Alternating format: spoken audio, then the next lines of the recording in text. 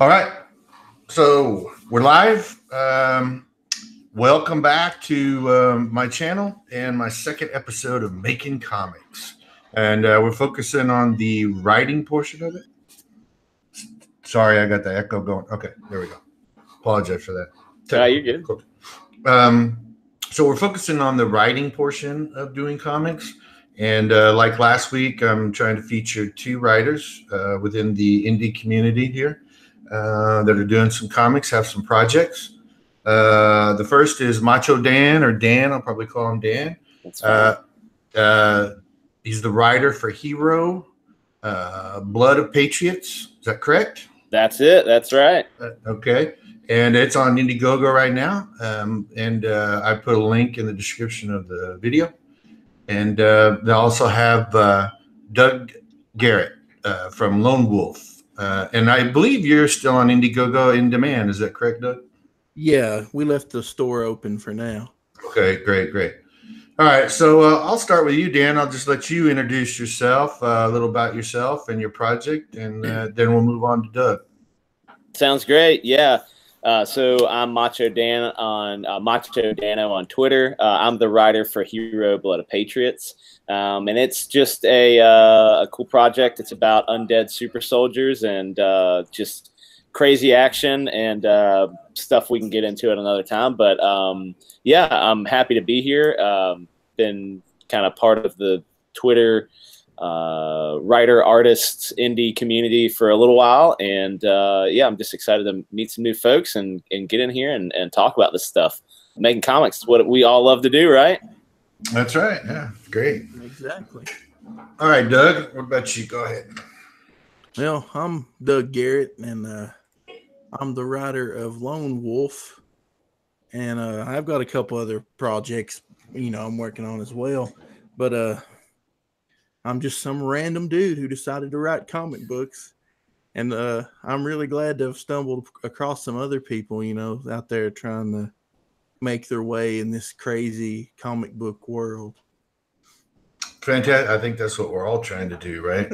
Yeah, absolutely. Not all of us are professionals with 25 years of experience, right? So that's right. Yeah.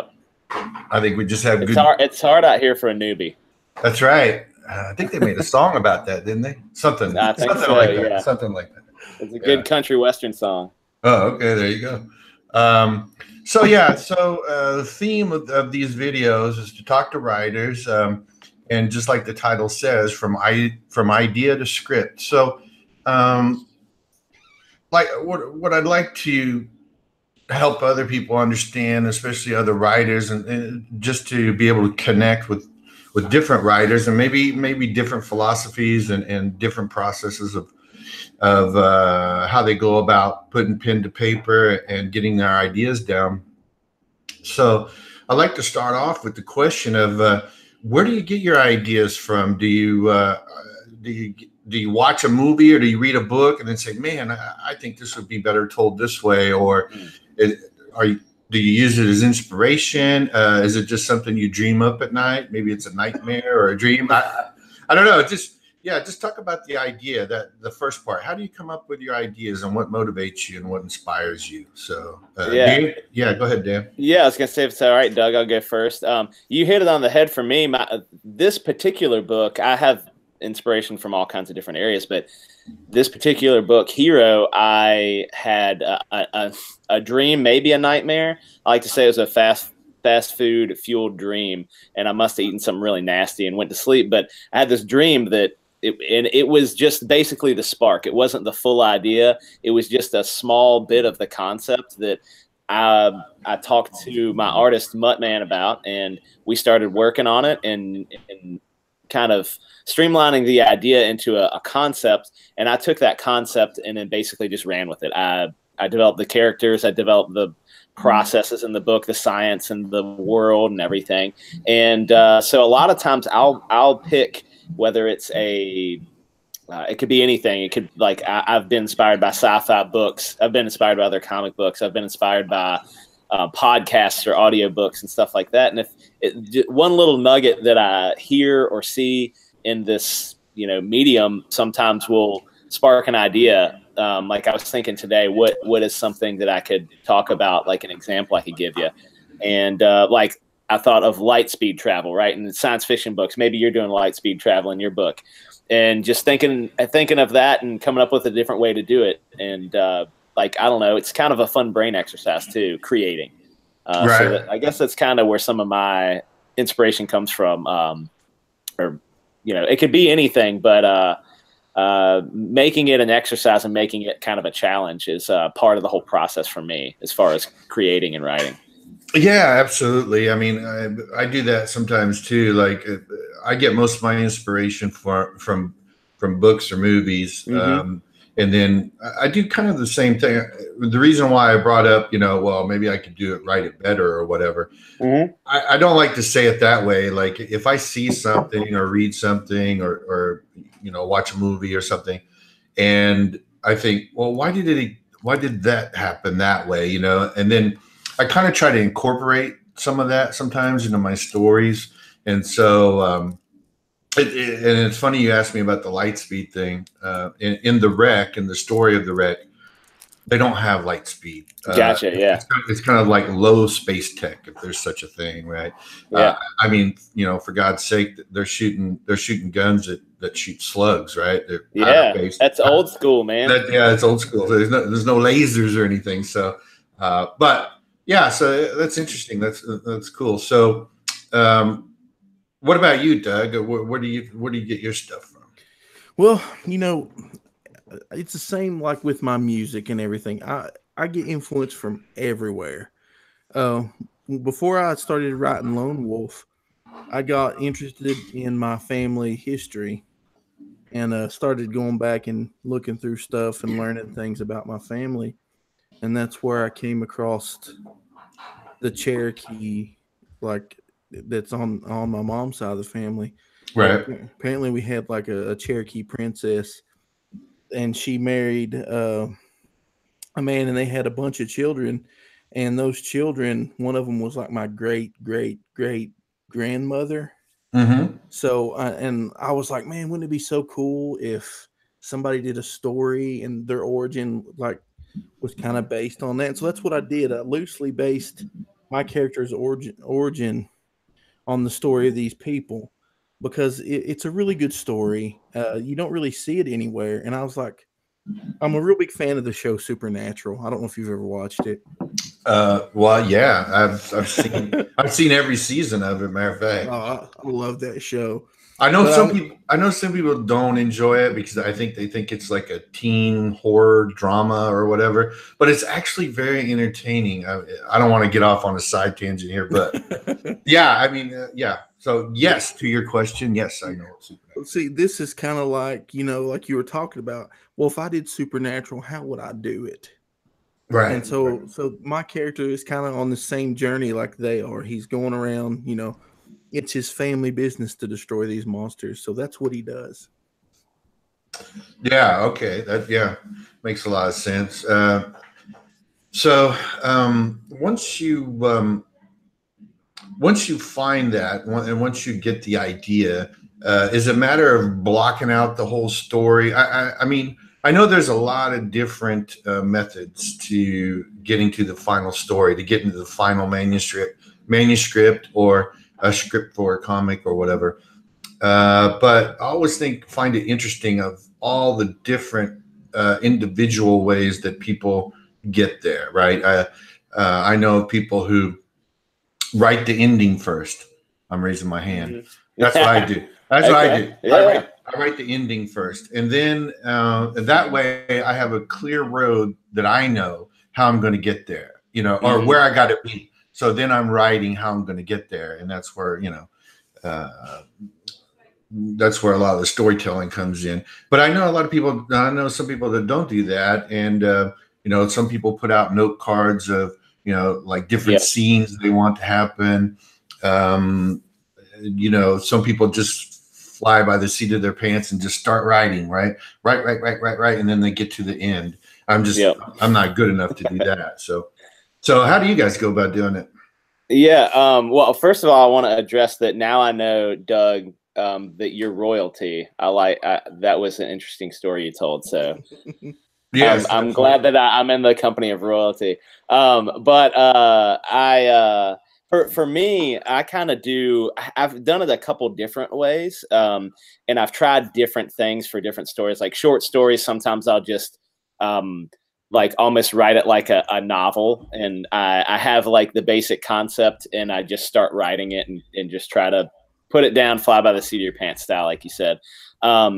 For HIRO, what I did is I like to say I just did a full on brain dump. Like I sat down on my computer on a day off when I didn't have kids and everything, and I just wrote for probably a number of hours, just everything that I had been thinking about, and I had written down ideas and weird sketches and stuff all in this notepad, and I just tried to write down everything I could think of. And then I came back with a different color on my computer and started like whittling down the junk out of the story. And eventually you whittle it down enough, I would put it into these chunks about the different characters and everything.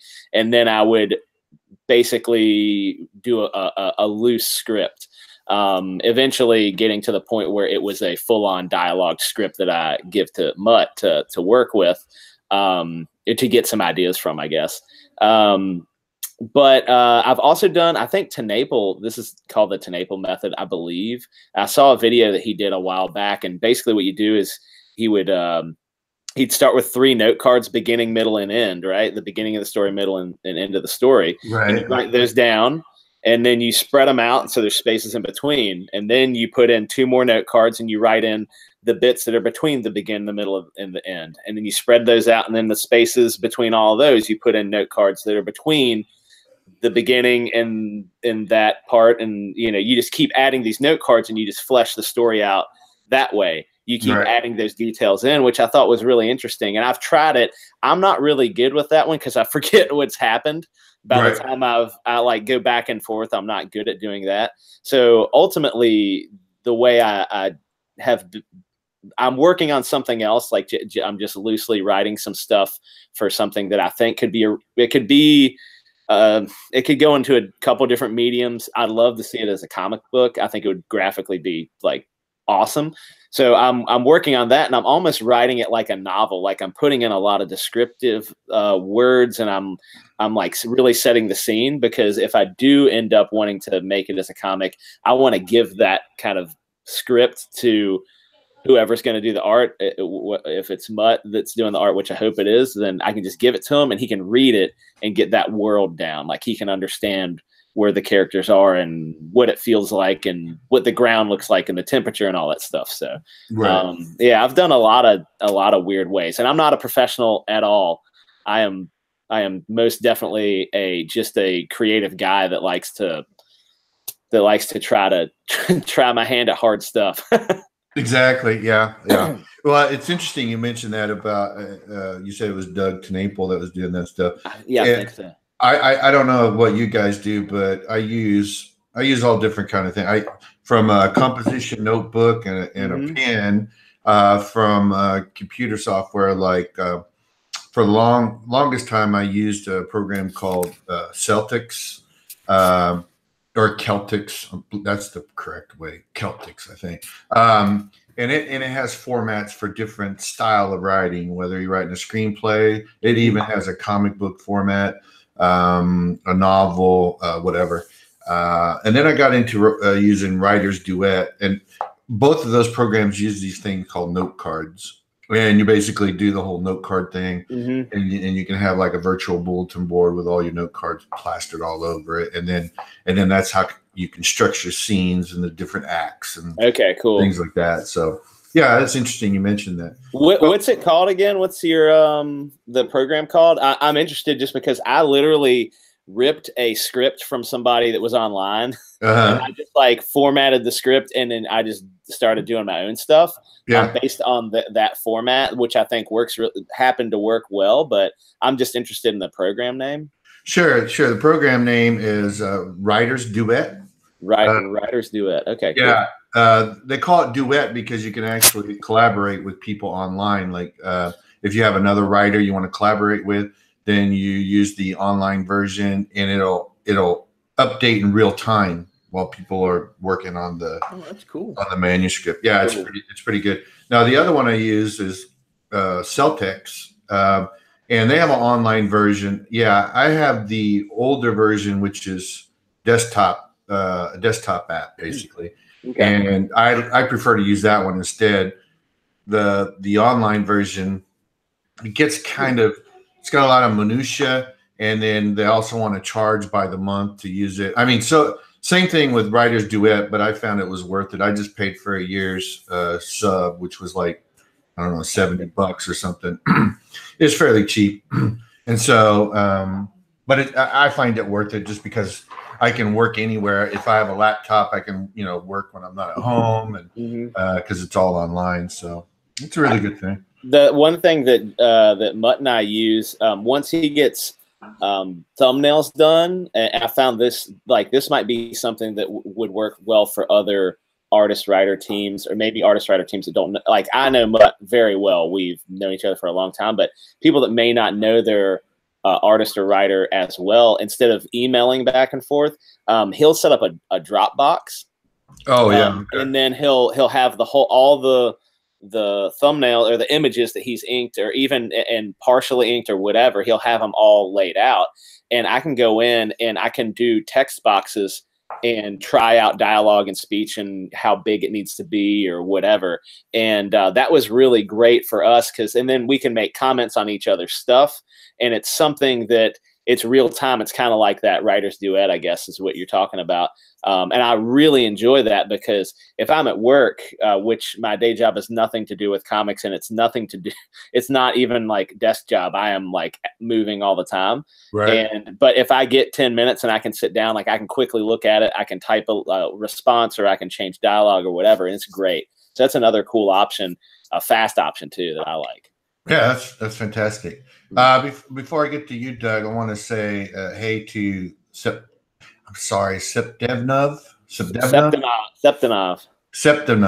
Yeah. of 7 of 9. Yeah. I wonder if that's any if it's reference to Star Trek.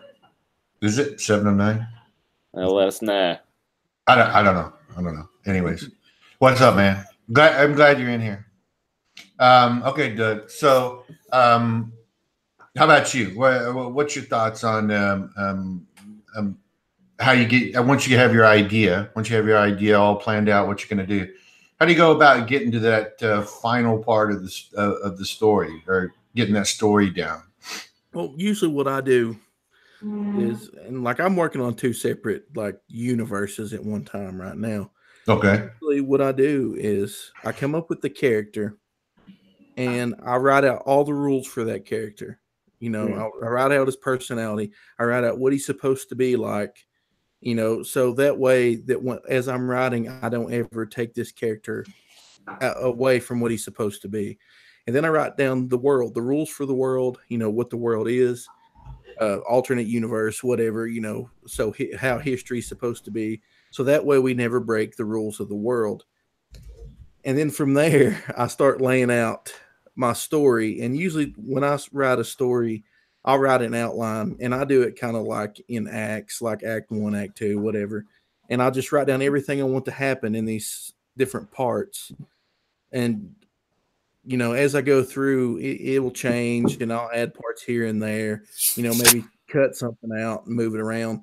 But it all revolves around that outline. Right on. Yeah, I know.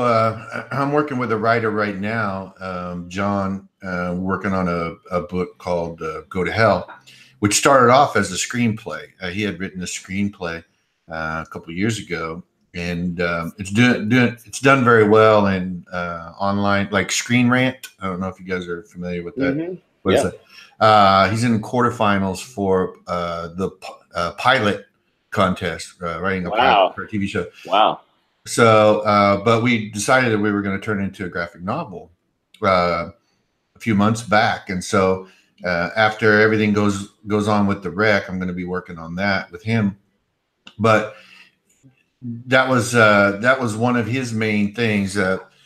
He always works with an outline. He gets that outline done first, and then from there, he says, "This is what he told me." He goes, I can do the outline, because once I get this outline done, the story's pretty much done. All I have to do is basically fill in the blanks, right? So that's cool that you do it that way as well. Yeah, it just seems to just naturally be what I gravitate towards. It's just the most natural for me. Right, right. Yeah, like I said earlier, I mean, everybody has their own way of doing things, and I think, I don't know if mine's probably the most unorthodox, but I usually go with writing the end first, and just because it makes it easier on me. Right. I know where I want to go with it, you know. So I guess with an ongoing story, though, that might not be very helpful. You know, when you're writing like a one shot or something like that, it's a lot easier to do that. So, but I call my method the serial killer method, because it's just like, it looks like somebody trying to find a serial killer. It's up on the wall, and there's just like bits of paper and strings tied here, and like, right. That's like what I feel like my method looks like. But it all makes sense in here. So yeah, that's that's all that matters. If it makes sense for you, which kind of leads me to the next question. So what I find interesting with these talks so far with you two and then with Cody and John last week is that you guys are actually you're writing for an artist, right? My process is different because I'm actually doing the art myself as well. So I get a little bit more descriptive when I'm writing the script. I've seen scripts where the writer kind of just writes down the basics, and then they let the artist take over and say, you do your interpretation of what I want going on here, and then after you get done, we'll talk about it. We'll see what works. Usually, when writers and artists are comfortable with each other,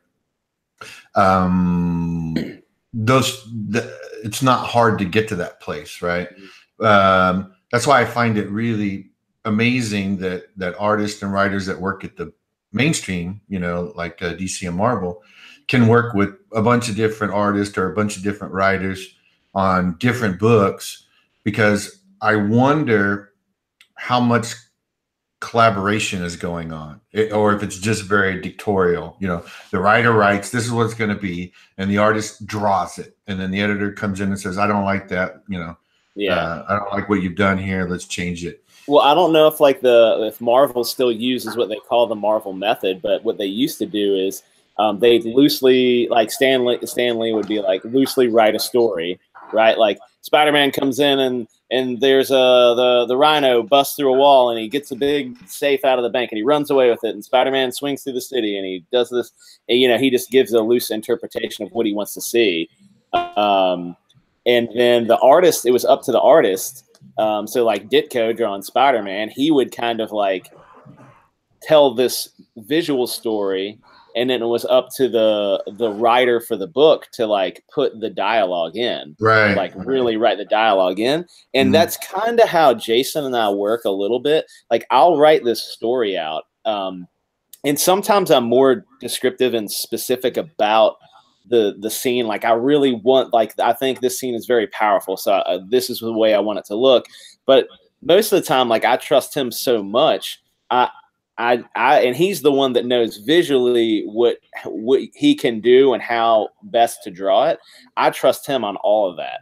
So typically that's how we do it. We have a loose plan. Like I have the loose direction the story's going and what I think we can fit in a page. I'll write that, what I think should happen in that page.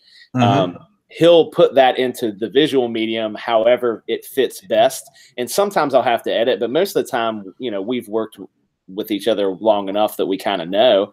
Then I'll go back with that dialogue that I've written that I believe needs to be there, and I'll put it in a lot of times that stuff needs to be changed, like just because of space, number one, or I spend a lot of time looking not only visually, not only just like the word, does the word make sense in what you're trying to get across, but also like the visual look of the word and how that word, is it a negative word or a positive word? I have thesaurus open all the time when I'm writing stuff, like going back and forth. And so it's kind of interesting. That's, like I said, that's the Marvel method. I don't know if that's what everybody does, but that seems to work best for us.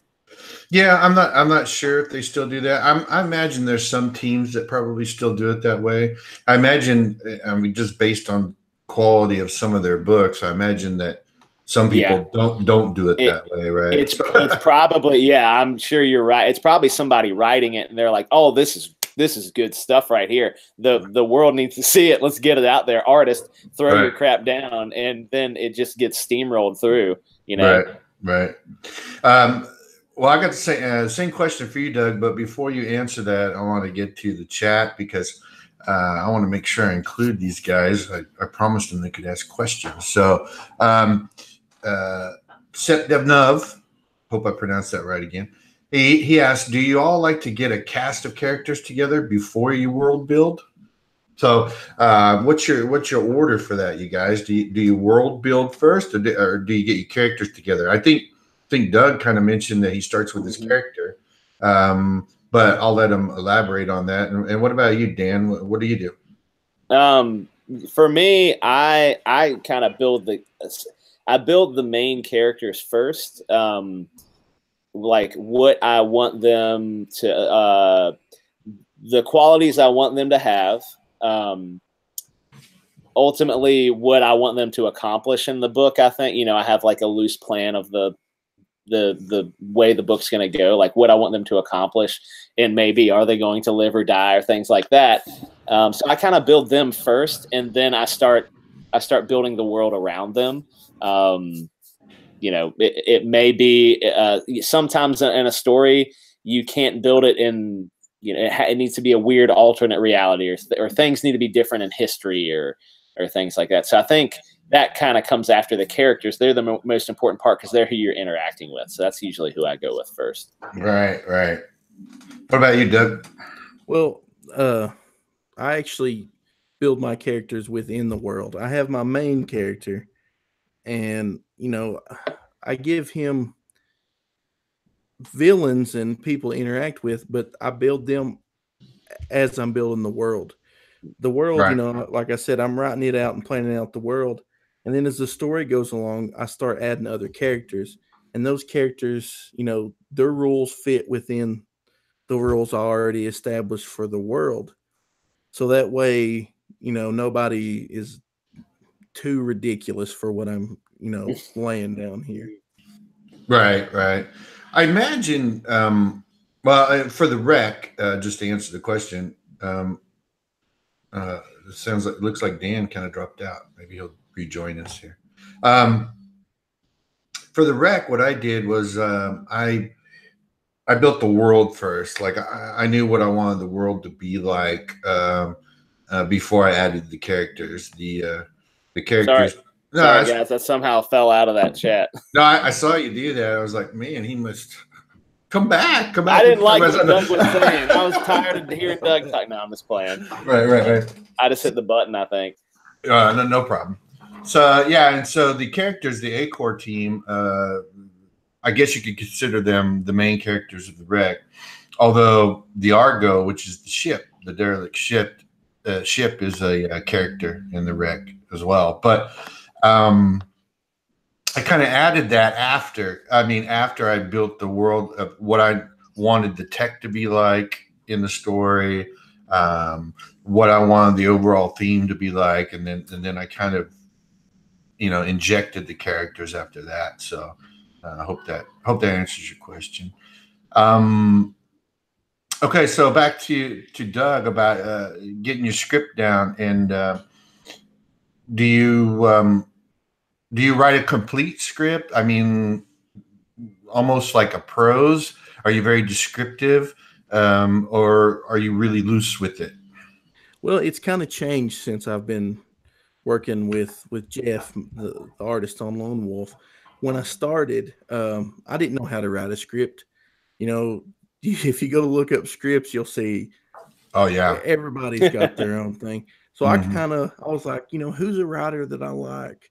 And I saw, I found an online resource that had tons of comic book scripts, and they had a bunch of Chuck Dixon scripts. So I was like, I'm just going to go look at these. And I kind of saw the way that the script was formatted, and I started doing that. And I didn't have an artist at the time, so I was like, well, I need to be really descriptive here. And I laid it out almost like it was a shot for a scene, like panel one, it's a dark, rainy night, and I pretty much lay out where the view of it, like a camera view, and what you saw and all that. But as I got to know Jeff and worked with him, I've got a lot looser, and I'll give a description of what's going on in the scene. But unless it's a really important scene, or like if I've got a view in my head that I really want to see, then I'll make that panel or that page, I'll just lay down as much description as I can.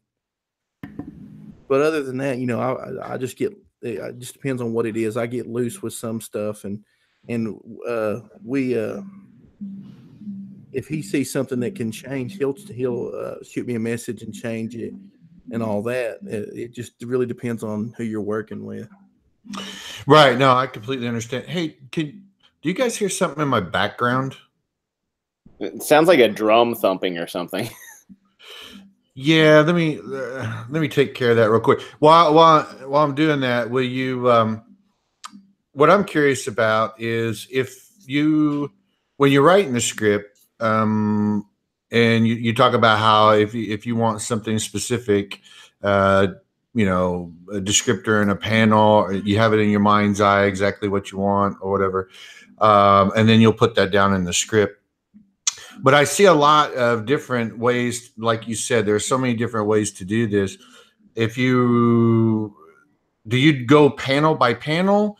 Do you just do, okay, this is what I want on this page? How do you go about doing that?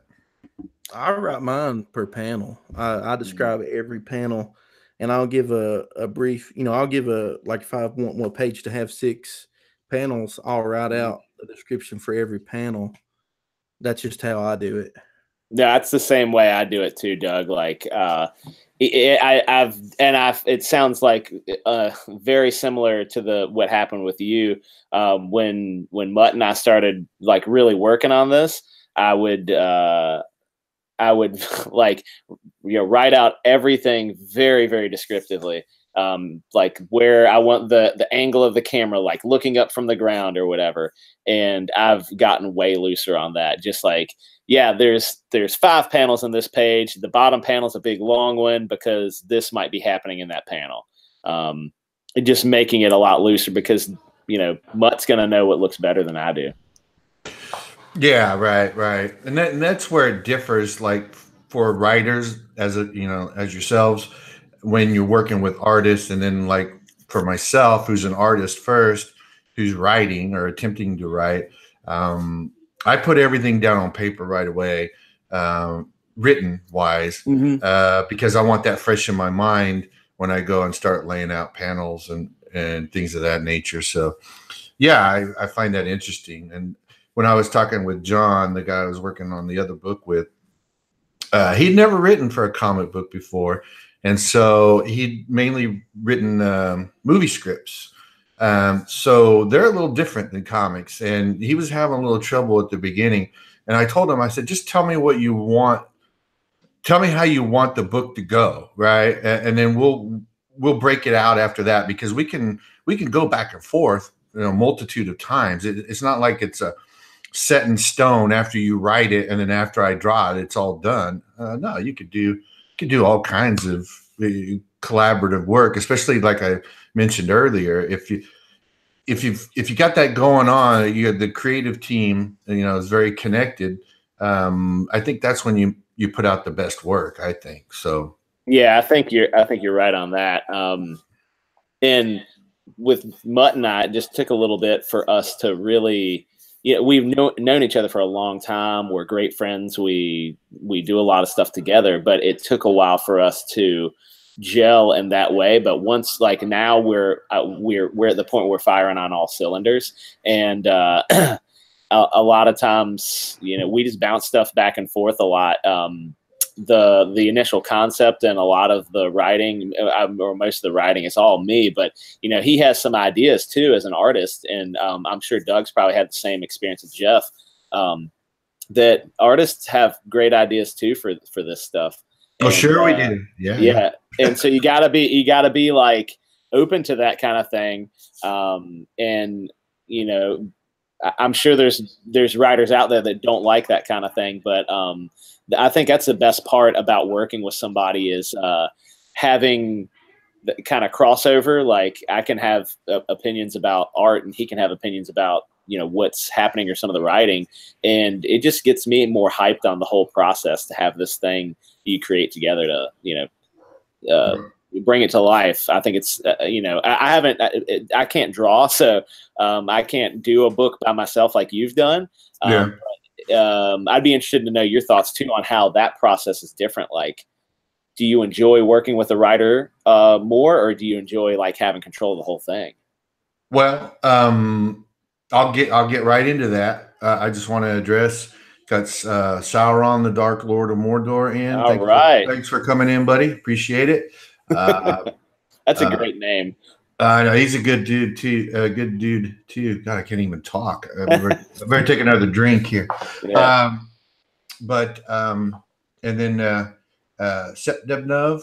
I don't know if I'm ever going to get used to saying that name. So Nasser shared the 4-page script for Scorth with me. The way it seemed to me was that he broke it down by page and let Sean draw Nasser's world. Yeah, that seems to be a very popular way to do it, especially if you have complete trust in your artist. It seems like a good way to go. And then Sauron asked a question: what is your advice for those who have never written a comic script before? What are good resources to look for to further script writing skills? Well, I can tell you online, you can find a lot of different script examples from comic books. Even on YouTube, some writers have even went in and talked about how they approach script writing for comics. So I think someone was actually interviewed by Scott Snyder on his channel one time talking about writing scripts for comics. You might take a look at that. But there, like Doug said, there's so many different ways to do it. I think what's more important is you get your story down first, and then you can worry about formatting later, especially once you find an artist, unless you're going to draw it yourself. Once you find an artist, then you guys can work out what works best for you guys, you know, and don't stick to a certain format. Writing for comics, the way I found it, is a lot different than writing a script or screenplay for a movie or anything like that. It's very structured. Right. Whenever you send a screenplay, you submit it to somebody or whatever, they have these people called readers, and that's their job. All they do is they probably read 25 to 50 scripts a day. And if they see a big giant wall of text on a script, they're done. They don't even want to read it because they just want to see what the story is about. Right. Comics are a lot different. Yeah. Especially like how you mentioned, Dan, you're working with the artist, especially if you're writing for somebody else, you're working with the artist. And so whatever works best for you guys, you know, if you just want to jot down some ideas, okay, this is page 1, or you could say, this is the book. This is the whole, here's 24 pages of story. You lay it out the way you think it should be told, you know, action and pacing and everything like that. So, yeah, I don't know if there's one specific way that's the right way, but there's lots of resources online. You can check that out, Sauron. So I just put in the chat, Sauron, the Dark Lord of Mordor. I love saying that. I put in so Jason Brubaker, this was shared by a great writer that you should talk to, Bruce, if you want to get him on here. It's Cal Jameson that he's actually worked with Doug a little bit. And Cal shared this YouTube clip from Jason, and it's awesome. It's just like some advice for writers on comic books, and it's just it's really good. And it's things that I guess some of them I already knew or had been told, kinda, but I think that they're great if you're starting out and you want to do it. It's a great little video to watch, so I recommend that. Checking that out, Sauron. And then yeah, like just starting to like if you have an idea, you think it's a novel idea, and you think it's something that is a good concept, like the best thing I think you can do is just start writing. You don't have to have you don't have to have a format, but the most important thing, at least for me, when I was writing, is to get my ideas on the paper. I need to get those ideas down so that they are not going anywhere. Because I'm so ADD, like, you know, things are gonna take that inspiration away from me. And so just start writing. Like, your format will come once you start doing it a little bit more. And I'm by no means perfect, but that is I think the best advice is to just start doing it. It's important for people to create. I fully believe that it's important for all people to create, right? Even if you're not a creative person, there's going to be something that you can do. But for people that to do this stuff, that like to create, they like to write or draw or make art, it's really important to get those ideas out of your head and onto paper. And it's like that process is really going to help you learn your way of making this story and getting that story written. And then, like Bruce said, there's some awesome thing. Like I just stole a script. It was like a free script. It was a script for an Image comic that somebody had put up. And I stole that thing and I formatted it and I just used it that way because I didn't know any different. So there's some great resources, and just start looking, start watching YouTube videos. There's a lot of smart people out there that nobody knows who they are, and you're just gonna have to start digging for it. Unfortunately, you have to do some hard work, but I guess that's my 2 cents anyway. What do you think, Doug? You got any advice for him? Yeah, well, I kind of agree there with Dan. Just if you have ideas, just write them down. Write your story down. Write down the ideas you have for the story. And you can find a format that works for you later. You can always find, like I did, just get online and find some old scripts and find the format that works for you. But get that story wrote down. Write down all your ideas. Make a list. Do whatever. And who knows, you might find an artist. One thing, I've been working with a buddy of mine trying to develop a script of his. With Google Hangouts, you get a couple dudes together and start throwing things around and making a list. Say you find an artist, you and the artist can get on there, and you can just talk, and he can help you write things down the way he understands it, and you guys can script it that way. Yep, the possibilities are endless. Yeah, exactly. Absolutely. What you guys have said, I'll reinforce that. It's the main thing about writing that I've learned, and I've written stuff in the past, and I don't consider myself a professional, so don't get me wrong there. But the best piece of advice I've ever received from, quote, professional writers is just write it down. Just start by. You're not going to get anywhere unless you get it written down. You can have all these great ideas in your head and things, but once you start to get it on paper, just like you guys have said, the format will come. And just like Doug said, once you collaborate with an artist, you're going to do what's best for both of you guys. Whatever works for both of you, that's the format you should use. That's the correct one. So, yep. Yeah. It probably won't ever be the same twice either. No, I mean, it's an evolution, I think, and you just gotta do what feels right and what gets the best quality book out of it. I think. Well, I can share a story with you. When I started working with John with Go to Hell, like I'd mentioned before, he wasn't familiar with writing for comics, so he threw something at me at one time, and because he looked online and said, okay, this is the format that they like to use. And it was panel by panel, right? Mm-hmm. And I got to talking with him about it. And I said, well, I don't think this is going to work visually, how you have this down. We've changed the way we work together about 3 times now. Just because we had to find that particular process that was going to benefit us both and get the best out of both of us, right? So eventually I just told him, I said, let's not worry about the format that you have to send me. Just tell me what you want to, what's the story you want to tell? And then we'll go from there. And I'll tell you whether or not, I think it's going to work good visually, and I'll throw it down on paper, layout wise, and then you could tell me if it sucks, or just go from there. And it's just like Doug said, once you get going with your artist, you're going to find it. You're going to find that groove, and things are all going to come together. So, yep, absolutely. Yeah.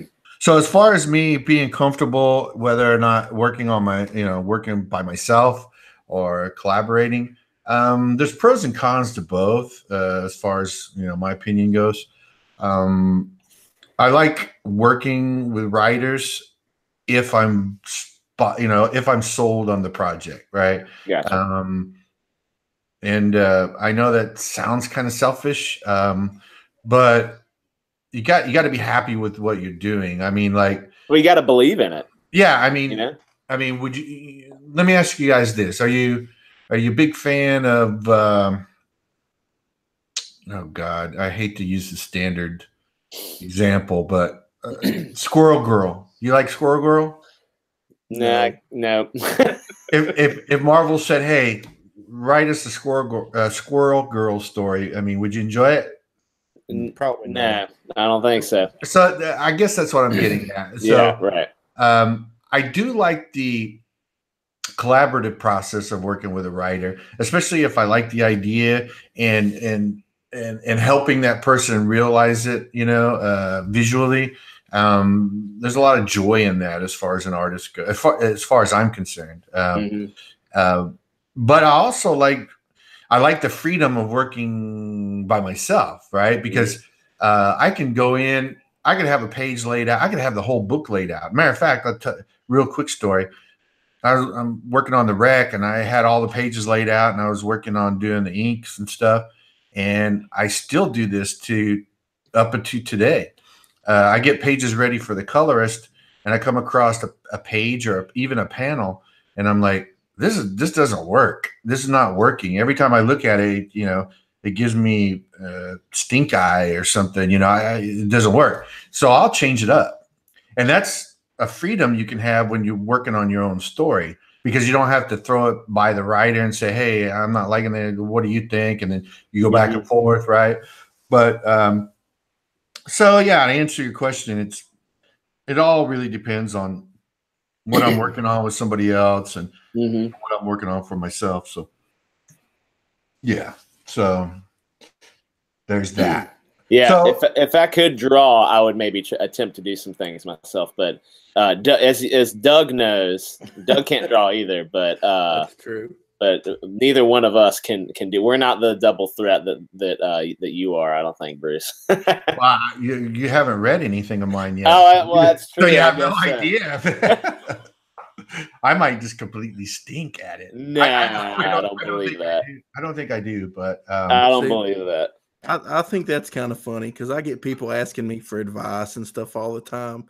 And I'm like, you do realize I'm just some random dude on the internet. Yeah. Well, I mean, that's something you have to kind of deal with nowadays, especially with social media. You've got a following, you've got a product out there, and you prove that you can do it. And so people who aspire to do those things that, you're reachable, right? You're approachable. Yeah. You're not like Dan Slott or right. Somebody like that, where those people don't even want to deal with you. Whatever, go away, kid.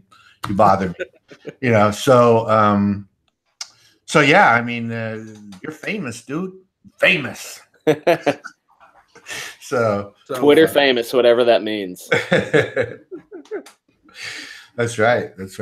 So, we got some people in here. Do you guys want to plug your products before we move on? We've got probably another. I like to keep this an hour. Let me explain why. I know people probably wonder why. I like to keep these to an hour just because I think that's long enough to get some good information from writers, to hear a little bit about the writers, about what drives them and what motivates them. And if we go too long, I think you get a little general fatigue from everybody. So anyways, that's why I like to do it. So why don't you guys go ahead and plug books, plug what you're working on, and then I'll ask you a couple final questions. Sure. Anybody, either one of you can start. Ready, go. I'll let Doug go first. I want to hear his plug first. Okay, I'll go first. Every time I do this, I want to go in a world, but I'm not going to do that. Now, my book Lone Wolf is currently on Indiegogo, and it's in demand, and we're all the way funded. So I'm trying to help some other people get their book funded. I'm not here to make $1 million or whatever. You know, I just want to get my book out there. But Lone Wolf is about a 200-year-old Cherokee warrior who's hunting down monsters. It's his family tradition, and it's what he does. And I believe everybody's going to be surprised when they get this book in their hands and see how awesome it is, because Jeff Lashley is absolutely killing the art on this. And yeah, I've seen it. It's good stuff. Good stuff, man. Yeah, man. Every time he sends me a page, I'm like, oh, it just gets better and better. And right now, I'm having Dan's artist, Mr. Muttman himself. He's working on a variant cover for me. Nice. We'll probably release that when we go to launch for the second book. So if you all want to go check that out, you can follow me on Twitter at DG310. I share all my stuff constantly, so it's easy to find. All right, fantastic. Now, do you have other things going on? Well, I'm actually working with Joe. I can't hardly say his last name because it's Canadian, but he's one of the needle mover guys. I'm helping him with his comic, and it's called The Blue Book. And we've got some concept art here and there online. And I'm writing another story, just me and your friendly neighborhood ninja on Twitter. He's doing the art for it. Yeah, and, ninja. It's called Psychotron, and it's about a cybernetic mercenary who's a piece of World War III technology. And it takes place, 25 years after World War III. And he's a rundown hunk of junk, and he's doing odd jobs to try to keep his body together. And it's going to be kind of a comedy. It's going to not take itself too seriously. All right. Yeah, it sounds fun. Sounds fun. Okay, Dan. All right. So my book currently on Indiegogo is called HIRO: Blood of Patriots, and it is a alternate reality. Russia is kind of communist Russia has taken over the world. They're attacking everybody, and they're pretty much beating everybody except the U.S. We're the one holdout. They've run us down, and we're kind of at our last-ditch effort to make this work.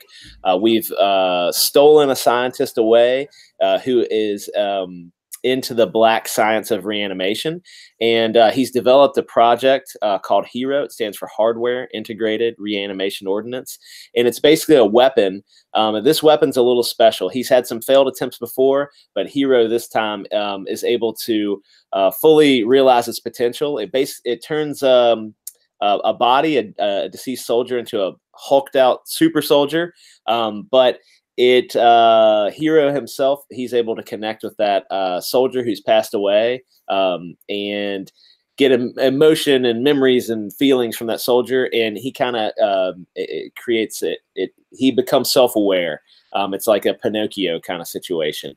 So anyway, it's gonna be a deep, crazy, creepy story, but it's also gonna be hulked out super soldiers, like big guns, 90s style action packed into one 48-page crazy book. So that's my book. You can find me on Twitter. I'm MachoDana. My co-creator is Muttman75 on Twitter. And yeah, if you want to go check out our Indiegogo, we'd love to have you click on the page. There's a 16-page free 0 issue, 100% free. You just click on that. You can download it straight to your computer and read it whenever you want. It's black and white, but our book we hope to have color. And yeah, we're got 20 days left. We'd love to get some support. We're at $2,031, I think, right now. We have Septinov 7 of 9 in the chat. He is one of our villains. He's paid to be a villain in this book, and I want to make him a villain. He wants to be a bad dude. So yeah. Is he gonna be a cyborg? Is he gonna be a cyborg? We have so we're kind of waiting a little bit until we get a little bit closer to see if we're fully funded before we go into details for him. He's part of the process, so he's going to have feedback and a lot of he can help us decide what he wants to be. So we're pretty excited about it. So yeah, great. Looks like. Jimmy Arms there. Thanks for tuning in.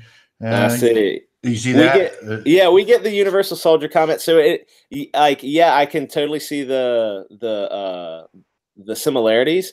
But in this case, so once he's done with once HIRO, the robot portion is done with that body, that body's done. He moves on to someone else. And so each successive person, it's kind of a hard elevator pitch to give, but each successive person that the robot HIRO is able to latch onto, he gains from. So if he latches onto 5 people, he's going to get their memories and emotions and feelings. And he's able to develop a sense of purpose, a sense of self. So we're going to kind of explore a little bit, what does it mean to be human? That's what I say. It's kind of Pinocchio, kind of Frankenstein, kind of Captain America, all mushed into one. Right. So it's a little bit different than Universal Soldier. He's not just like a dead, super mindless killing machine. It's a little bit more. So it's more the robot, more so than the human behind the robot, I guess. But them together makes kind of it's going to drive the story. Right. That sounds great. Yeah. So still, you extended it, so you have. I got 20 days. Yeah, so people should go check it out. I posted a link to both those great projects. Thank you. On Indiegogo. So to kind of close it up, I was wondering, do you guys? I know you talked about future plans. What Doug talked about his future plans and what he's working on.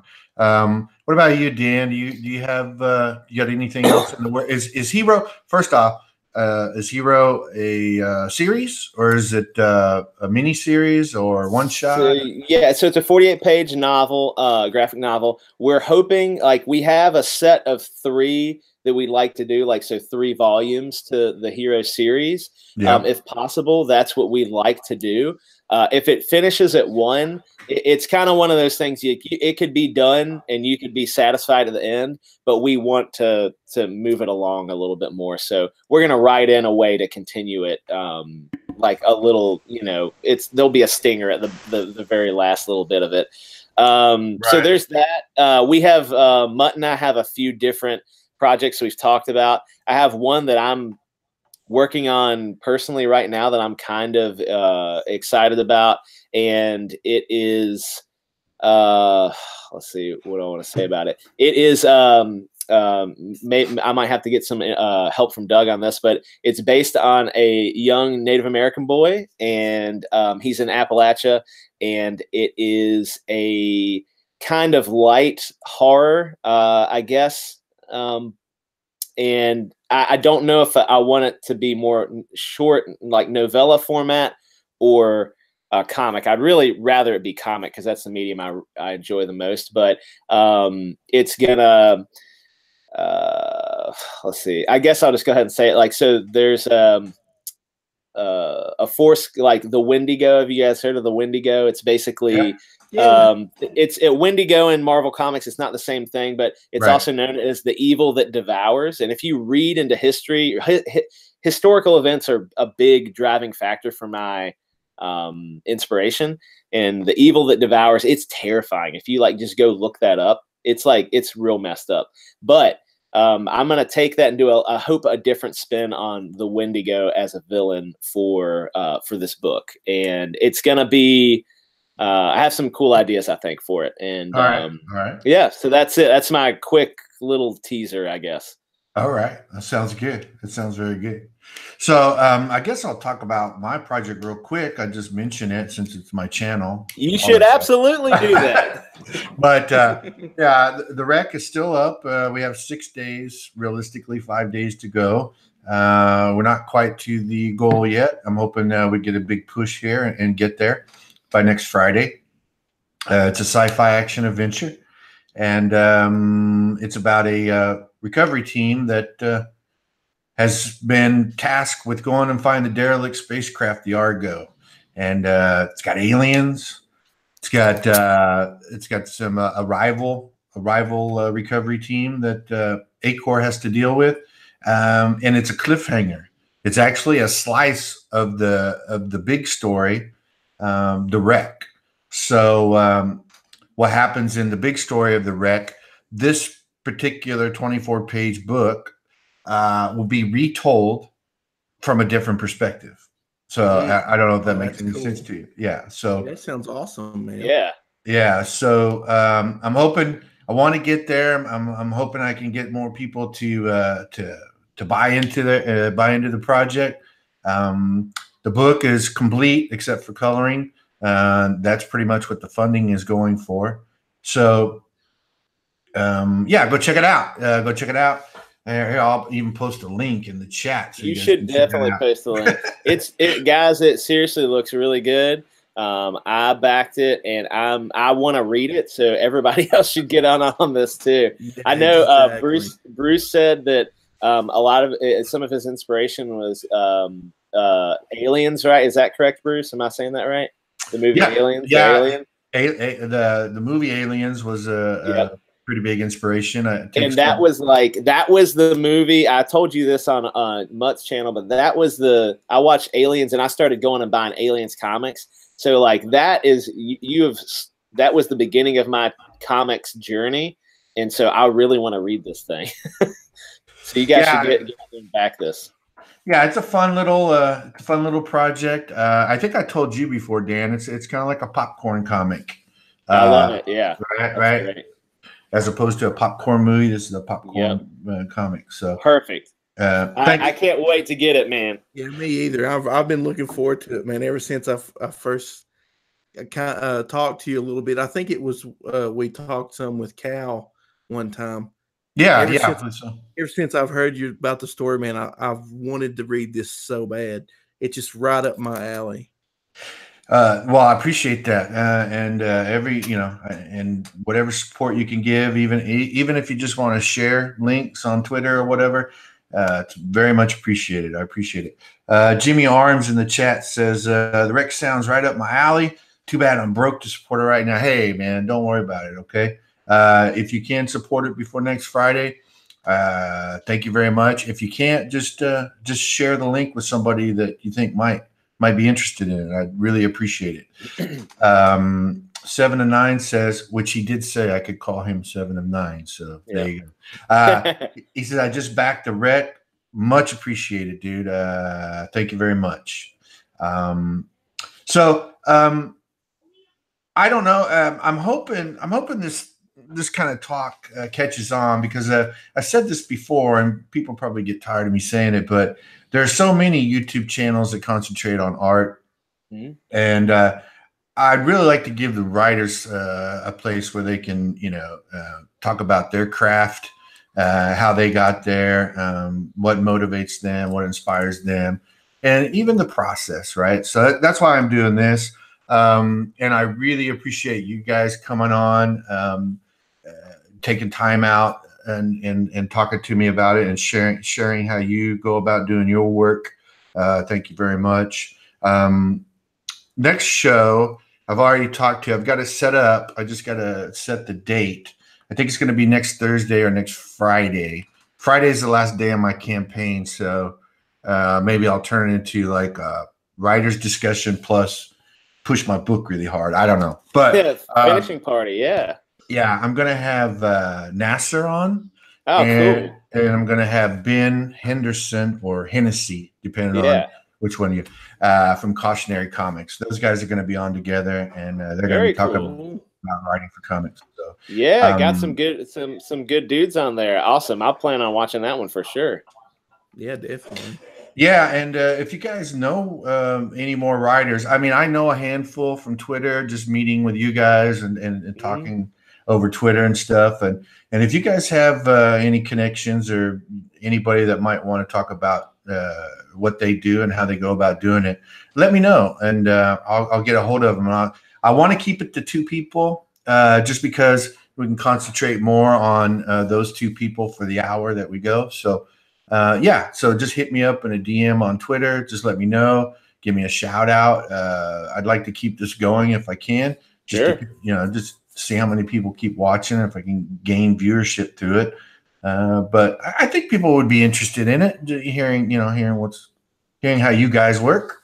Sure. Yeah, absolutely. I think it is. And, this is easier, and well, I won't say it's easier. I don't want to sell myself short. Right. But art is difficult. It's something you got to work a long time at, I feel like. And, not everybody can write a good story, but everybody can write a story. And I think, I've written a lot of real terrible crap, and it took me a while, I feel like, to get to the point where I felt comfortable with what I was able to write. So this is a very achievable goal for people to do that might be watching. So I think it's really cool, Bruce, that you're doing this. And I appreciate you giving us a little spotlight, man. Thank you.